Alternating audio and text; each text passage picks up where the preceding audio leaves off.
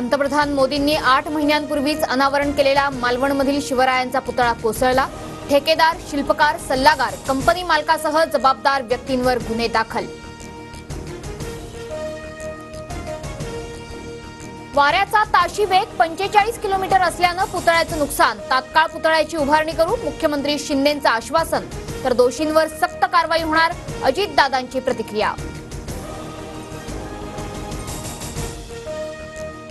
शिंदेंच्या डोक्यात हवा गेल्यानं ते जमिनीच्या वर उडतायत। छत्रपतींचा असा अपमान मुघलांनीही केला नव्हता।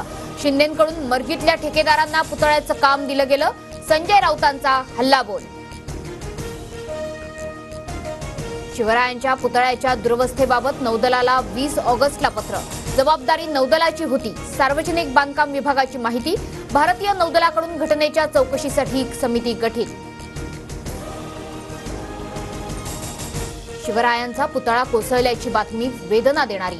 8 महिन्यांपूर्वी उभारलेला पुतळा कोसळतोच कसा, राज ठाकरेंचा ट्विटमधून सवाल।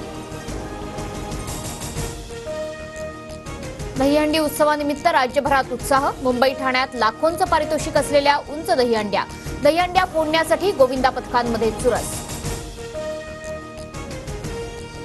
जखमी गोविंदांसाठी मुंबईतील रुग्णालय सज्ज, राज्य सरकारसह पालिका प्रशासनही सज्ज।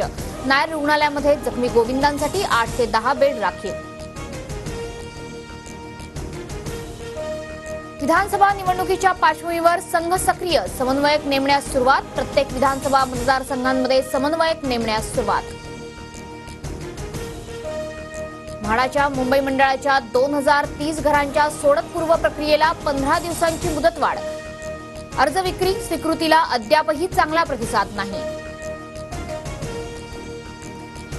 विविध प्रकल्पातील शिल्लक राहिलेल्या 902 घरांच्या विक्रीसाठी सिडकोकडून योजना जाहीर, घरांच्या किमती 20% कमी करण्याचा निर्णय। पश्चिम रेल्वेवर 28 ऑगस्टच्या मध्यरात्रीपासून 6 ऑक्टोबरपर्यंत ब्लॉक, गोरेगाव कांदिवली दरम्यान 6व्या मार्गिकेच्या वर काम करण्यात येणार। नाशिकमध्ये गोदावरी नदीचं पाणी ओसरण्यास सुरुवात, दुतोंड्या मारुतीच्या कमरेपर्यंत पाणी ओसरलं, गंगापूर धरणातून विसर्ग आणखी कमी होण्याची शक्यता।